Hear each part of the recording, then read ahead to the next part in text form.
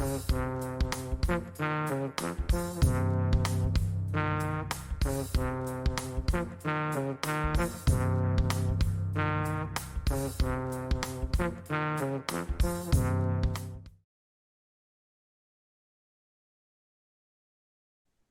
I remember distinctly as I was walking from the office and I said, damn, I got so much punishment because they beat me. And then I was excluded from all functions. And Mm. then the what? Then they said, well, we're writing your dad a letter to tell him that you're a problem. And then I said, okay, so I've already got the punishment. I might as well do the offense. Right. Right. Okay. That is very interesting because let me not say any other person, but I have got this thing within me that it gets me to rebel in the very same way. I would do similar things to that. So as an example, when I say to my family that this is the last time I'm drinking, I'm not going to do it anymore, this is the last weekend, I'm not going to drink, and I stopped drinking for that day, and perhaps someone will come to me and say, oh, but you promised that you were going to stop drinking and you haven't stopped drinking. And you might find that I'm not drinking at that point, but because they are thinking that I am drinking, and it just pushes me forward. I use it as an excuse to just go and do it because Yeah. you think I'm drinking anyway. So why not just carry on Might as well. drinking? You might as well.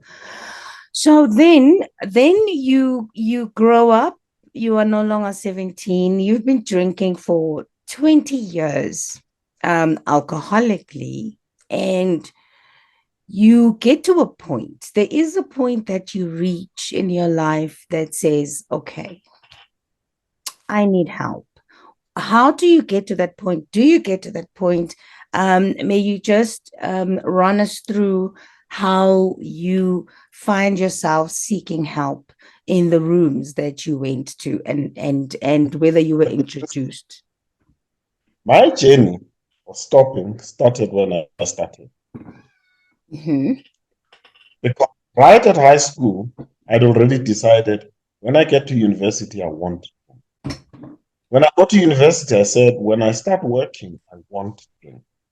So when I got to university, I found that there's a course, alcoholism 101, and I listed for that. And when I started working, now I could buy my own booze. I could fund my own addiction. And there was no reason to stop. But then I told myself when I get married, I'll stop, you know? And when I got married, I couldn't stop. I needed to drink. And then I said, no, when I get my second child, I'm going to stop. So I kept on postponing and postponing and postponing. Mm, And when the time came, it was at the point where now I was totally suicidal. mhm, I'd already tried to kill myself. But 4 years prior to that, I had actually done some research and I found Alcoholics Anonymous and called the person in my local area. He was mm, to become my sponsor when I became a member. So I spoke to this guy in AA and he referred me to a guy who was in the area. And he said to me, no, go find this person and he is whole. Then this guy would take me to the meeting. Now, what I wasn't aware of was that the meeting was actually just behind my house, meeting place. okay. I didn't find it until 4 years later. So I went to this guy, and when I got to this guy, he wasn't sober. And I realized, oh God, this is a waste of time. And so I went back and did my own thing, and I was able to stay sober for 8 months. And then after 8 months, I started again. And then there it was, you know. I never forget my friend seeing me on that very first day. As I walked out of my house, this guy looked at me, a friend who lived 2 houses away from me. He looked at me and he said, "Ah, yabuya limpukane Masinde," Oh. you know. And he said to me later on, I had hoped you would hold on so that I could join you. Mm. Anyway, I was back into booze for the next 4 years. And then that's when I reached my real rock bottom, where I tried to kill myself 3 times and didn't do a good job of it. And I was planning to do it the fourth time. Mm. I was in bed thinking about it, and I knew I was going to do it right this time. And something just said to me, that's not the right way of doing it. There's another way. And I remember asking this thing in my head that said, there's another one. So what other way? And Mm. he said, why don't you pray? I said, ah, not that. You know, and it said, what do you have to lose? I said, okay, there's nothing to lose anyway.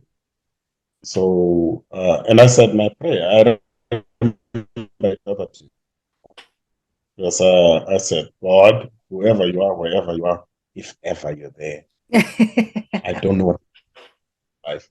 You know, I have no idea what's going on with my life. Mm. Tell me what to do, and I will do it. And then I decided to wait for the answer. And as I was sliding into the blankets and I was pulling this thing, I said, and I give you 10 minutes.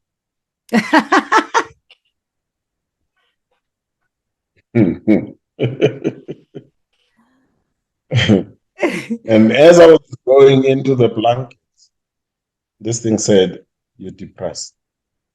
Mm. Wow. It was the first time I had a name for what I was feeling. I said, oh. And then it said, go to the hospital and you'll find a psychiatric ward. You'll get help. And that was it. And then in my head, I said, oh, you don't have to worry about an answer from God. I've thought it out. Ah, I ah, didn't yes. realize that was my answer, you know. I thought, God is still wasting his time with his answers. You know? And my smart mind has suddenly come up with an answer to my question. And that's what I did. And that's my first turning point. And I was planning to kill myself. It was going to be the fourth attempt, and I knew I was going to do it right this time. And so, as I was thinking, there's this thing that says to me, there's another way, Mm. another way. And it says, why don't you pray? And I say, not a good idea. That doesn't work. And it says, what do you have to lose? I said, yeah, what do I have to lose? So I made my prayer. And I said, God, whoever you are, wherever you are, if ever you're there, I don't know what's going on with my life. Um, tell me what to do and I'll do it. And as I was going back into the blankets to wait for the answer, I said, can I give you 10 minutes? And as the blankets were coming up, I was hit by an idea that says, you're depressed. And it was the first time I had a name for what I was doing. And then it said, go to a psychiatric ward in a hospital and you'll get help. And in my head, I had worked it out. I had figured it out, and God hadn't answered. Um, so I got up and took a shower, got into my car, drove myself to So to Lerat, no, it wasn't Lerat, September Hospital. And I actually met with a psychiatrist and I ended up being admitted. I was admitted for 8 days for depression and suicide attempt. That was what was my first turning point. The second turning point happened while I was in there, and there was a lady who came in to facilitate group therapy. And as I was sitting, I was looking at the other guys, and she was trying to get us to engage and interact. And somehow these guys just did not want to interact. And I remember looking at them and I'm thinking, these guys seem to be having Magoya depression. That means my depression is Hong Kong depression. It's not the real thing.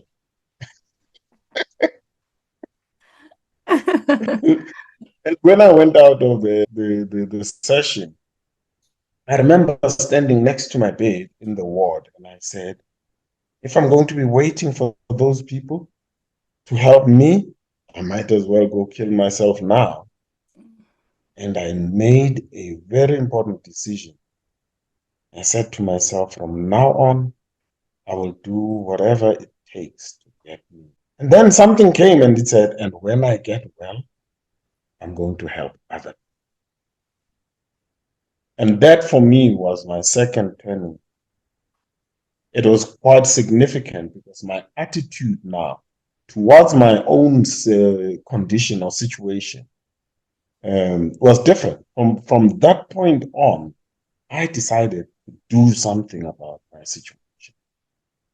I remember I asked my wife to bring me a diary, an old diary, and I started, writing. And the second thing I did was I decided that I wouldn't eat so much anymore because when you eat too much, you get lethargic. So I used to eat half the food that they gave us in hospital, and they gave us a lot.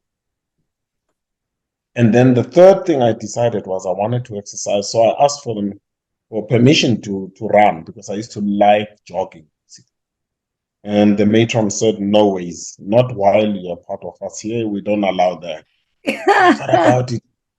Okay, so that I'm not allowed to run horizontally, but I can run vertically. And so I was running up and down the 6 stairs of that hospital. Okay. And that's basically how I started my journey now, where I was deciding my program on what I'm doing about my situation. And when I went out, oh yeah, and then there was another very important, significant event that happened because the next time I spoke to a psychiatrist, it was a different one, not the very same one I started off. And the first thing he said to me, I see you have a drinking problem. And I said, no, I don't have it. And I said, I have life problem. And when the life problem becomes too big, then I drink too. He said, no, the drinking problem, that's why you have life problem. And I was really angry at him. I was irritated. And I said to him, look, if you want to suggest I'm an alcoholic, why don't you call the AA people?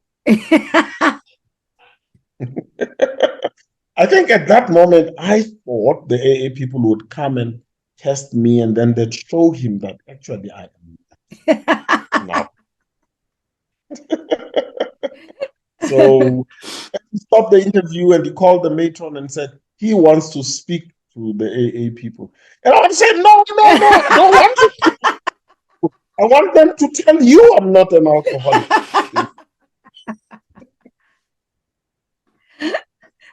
And yeah. Eventually somebody did come and he knew nothing about AA. He was 3 weeks sober and he was still shaking, he was quite old, and he had no literature for me. He had no books, no pamphlet, nothing. And I said, okay, now what are you telling me? He says, no, there's nothing I can tell you. I don't know anything much about this thing. And I said, but why did you come? He said, no, they told me I must come and see you. And I kept on, checking and checking, and eventually says, I've got addresses and phone numbers, Okay. you know, and that's all I really needed. Was then I took that book that he had, pamphlet that he had, and wrote down two addresses, one Mhm. for Kagiso and the other for Dipur. And that's how I started my journey, the AA journey.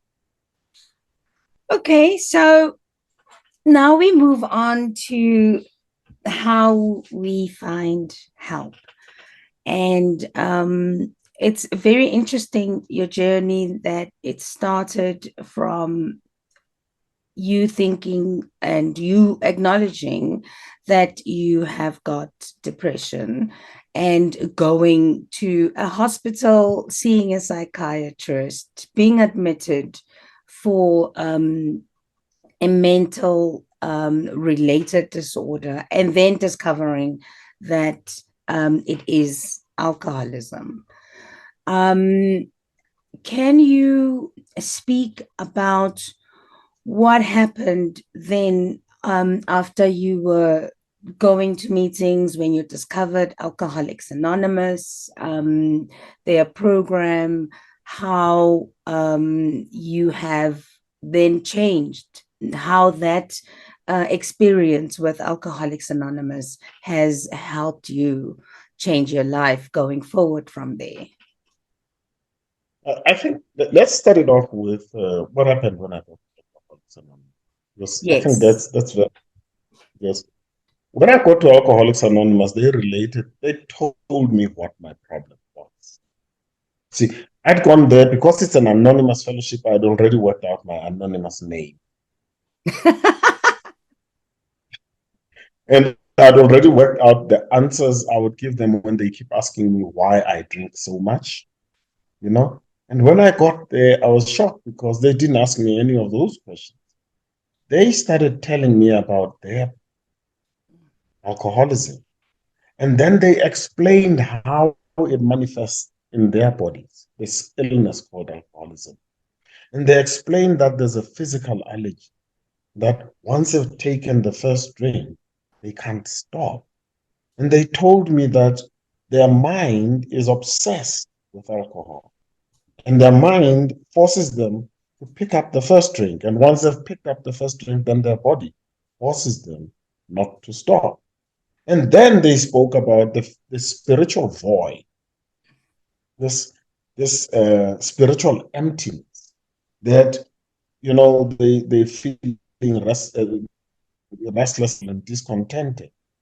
Or alternatively, they say they're always fearful, always angry, and always remorseful. And I said, because of that, it makes them to be always uncomfortable. And this discomfort, their mind has one solution. If we take two, we'll get that sense of ease and comfort. And when they pick up that, then their body says, you dare not stop. And that it showed me the futility of my drinking. I realized for the first time that I've been drinking because I'm trying to deal with this discomfort that I have inside of me. And the method that I'm using is futile because it will never give me the solution I'm looking for. Mm. And then they showed me the fatality of what I was doing. That if I continue with this attempt to solve this problem, I'm sure I'm going to die. And in my very, very first meeting, that sunk. And this obsession with this need to drink was taken away. Very first meeting. But there was a lot of stuff that I needed to deal with. But that part for me was miraculous. It happened on the very first day. I understood that drinking for me, one, I am an alcoholic. Two, drinking for me is futile and possibly fatal. So that's the first thing that I gained when I got to Alcoholics Anonymous. And then I also learned that I needed to go into the program and now I was not drinking alcohol and my mind was not forcing me to drink. That was taken away. But I was still miserable, you know. And I'm miserable because I've got this spiritual malady, the void inside. And I needed to do the 12-step program in order to deal with it. Mhm. And I started doing that program, I think it was about 6 months. because there was a point where I was reading on page 22 and they were talking about the different types of the big book. That they were talking about the different types of alcohol, of drinkers, and there's a social drinker, which I'm not, and I was clear about that. And then they talk of the hard drinker, who is not an alcoholic but drinks like an alcoholic. And then they spoke about the real alcoholic, and I really loved the hard drinker. I wanted to be the hard drinker, as long as I'm not the alcoholic, you know. And at some point I got scared and I said, how do I want to be a hard drinker when I've been in Alcoholics Anonymous for this time? There's a reason why I'm calling myself an alcoholic. And that's when I started doing the steps. I said I need to do the steps so that now I can start sorting this thing out. And that's how I got into the program. And you see, I've got a very addictive nature, very obsessive. And so I put everything into the program. Everything stopped in my life. And the focus was just the program. In the big book, they talk of we're not saints. I used to listen to that and smile and say, give me 5 years. I'm going to become a saint, right? Give me 5 years and you'll see. It's 25 now. The goal has changed. I've come to realize no, it's not working that way. My goal is now to be the best human being I can be.